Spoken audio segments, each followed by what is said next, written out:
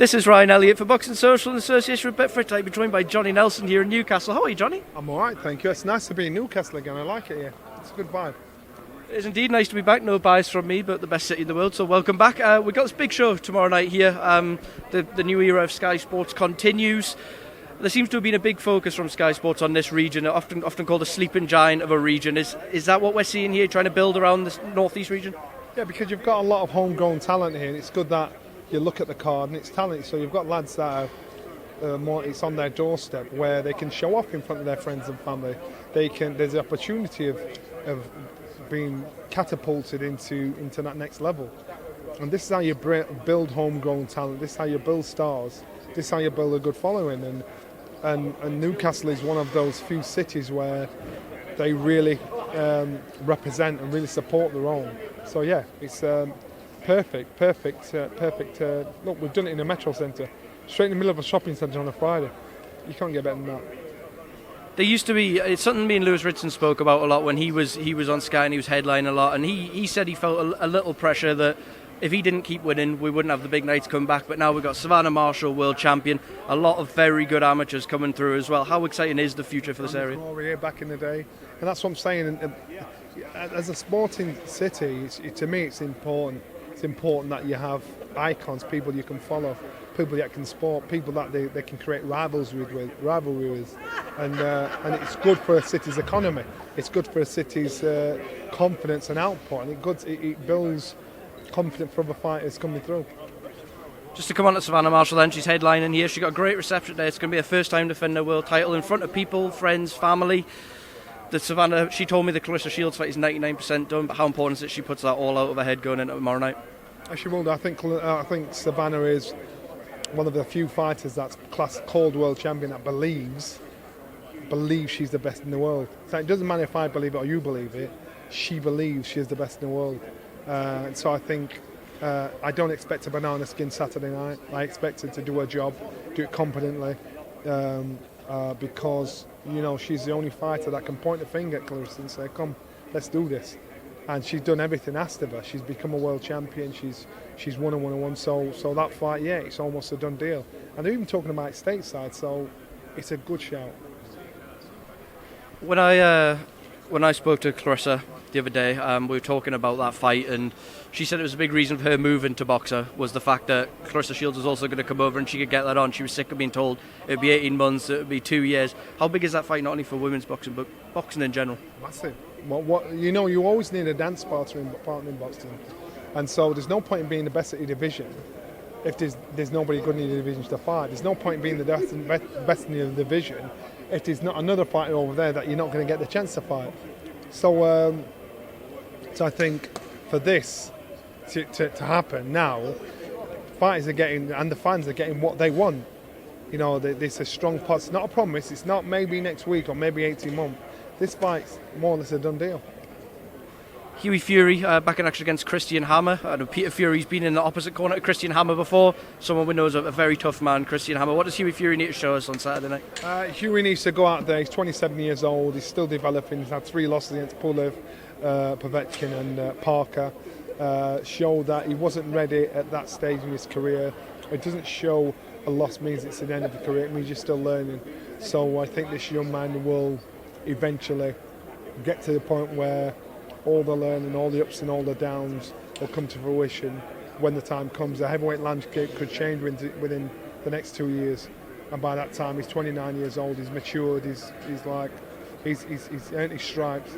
So he's just got to play out his career in public. Eubank Jr, after the disappointment of being pulled a couple of weeks ago, and what was the first new era of Sky show, back in action. He's been enjoying himself this week. He's been outside in microwaves and all sorts of things. With Chris, though, if he gets this out of the way on Saturday night, he's been after a big fight for a long time. What fight would you most like to see for him?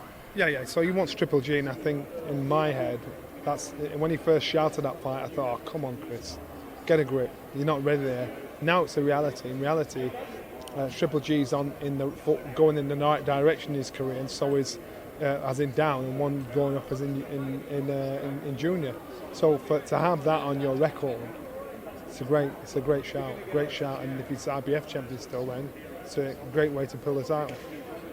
A lot of the belts between 160 and 168 are going to be tied up for the next few months. So, with that in mind, for the back end of the year, the Liam Williams fight is being talked about.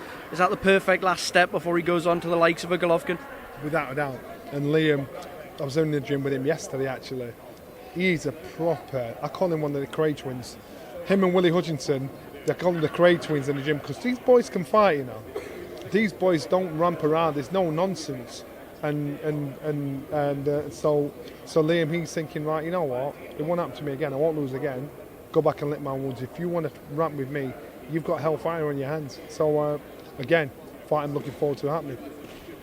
Johnny, just to go back to Las Vegas last weekend, one of the truly great heavyweight fights. So Tyson Fury and Deontay Wilder exchanging 5 knockdowns, a dramatic, brilliant win for Tyson Fury. What do you make of the fight? Great win. Showed he's an all-round fighter, could fight as well as box. For this century, yes, it's one of the best fights for this century. We're in the 21st century now. That we've seen. That's why, because it was a story that unfolded. You know, you saw 2 big guys that fought. You saw fighting Tyson Fury that used mental as well as physical warfare, not just boxing. So it showed he was an all-rounder that could actually bring all of that to the table. Be cool when he's put down, slip a shot by a fraction of an inch by one of the biggest punchers in world boxing, and give as good as he got. That's what you got to commend him for. That's why you're going to think, you know what, good on you, good shout.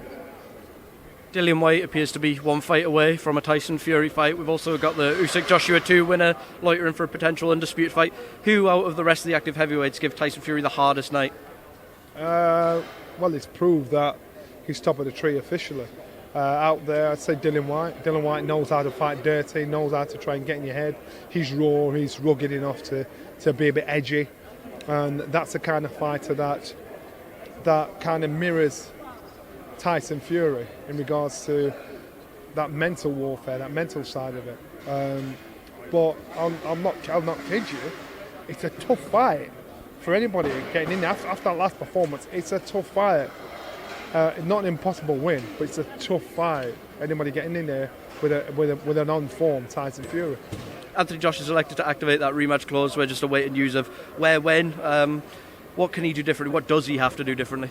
He has to have a different game plan. That's it. He has to fight as well as box. He has to use his power, his height, his weight, his natural weight, and that's it.